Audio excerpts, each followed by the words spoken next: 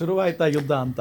ಈಗ ಖರ್ಗೆ ಅವರು ಒಂದು ದಿನದ ಹಿಂದೆ ಇದು ಮಾಡಿದ್ದಾರೆ, ಏನು ಎಕ್ಸ್ ಖಾತೆಯಲ್ಲಿ ಬರ್ಕೊಂಡಿದ್ದಾರೆ, ಡಿಆರ್ ಬಿಜೆಪಿ ಕರ್ನಾಟಕ ಯಾಕಿಷ್ಟು ಚಿಂತೆಗೊಳಗಾಗಿದ್ದೀರಿ? ನಾನು ಗೃಹ ಸಚಿವನಾಗಿ ಅಧಿಕಾರ ವಹಿಸಿಕೊಂಡು 48 ಗಂಟೆಗಳು ಕೂಡ ಆಗಿಲ್ಲ.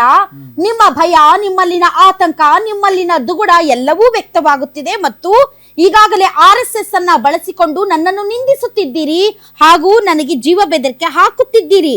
ನೀವು ಮಾಡೋದನ್ನ ಮಾಡಿ, ಮುಖ್ಯವಾಗಿ ದಯವಿಟ್ಟು ನಿಮ್ಮ ಬಾಡಿ ಆಫ್ ಇಂಡಿವಿಜುವಲ್ಸ್ಗೆ ನನ್ನ ನಮಸ್ಕಾರವನ್ನು ತಿಳಿಸಿ ಹಾಗೂ ನಿಮ್ಮ ರಾಜಕೀಯ ಮೇಲಾಧಿಕಾರದ ಸಂಘಟನೆಯ ನೋಂದಣಿಗಾಗಿ ದಾಖಲೆಗಳನ್ನ ಸಿದ್ಧವಾಗಿಡಲು ಹೇಳಿ.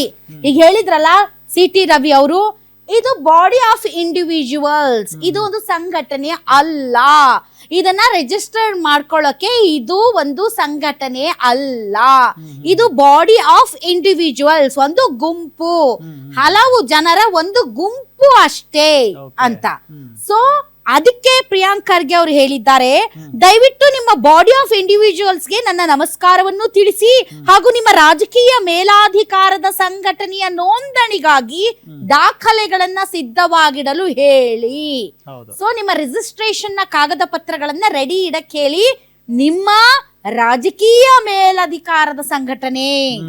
ಸೊ ನಿಮ್ಮ ರಾಜಕೀಯದ ಮೇಲಿನ ಅಧಿಕಾರದ ಸಂಘಟನೆ ಅಂತ ಖರ್ಗೆ ಅವರು ಹೇಳಿದ್ದಾರೆ. ಸೊ ಪ್ರಿಯಾಂಕ್ ಖರ್ಗೆ ಅವರು ಈ ಒಂದು ಸರ್ಕಾರದಲ್ಲಿ ಈಗ ಮುಖ್ಯಮಂತ್ರಿ ಬದಲಾವಣೆ ಅಷ್ಟೇ ಆಗಿದೆ, ಅದರ್ವೈಸ್ ಆಲ್ಸೋ ಈ ಕಾಂಗ್ರೆಸ್ ಸರ್ಕಾರ ಬಂದಾಗಿನಿಂದಲೂ ಕೂಡ RSS ವಿರುದ್ಧ ಕತ್ತಿ ಮಸೀತಾನೇ ಇದ್ದಾರೆ ಅವರು.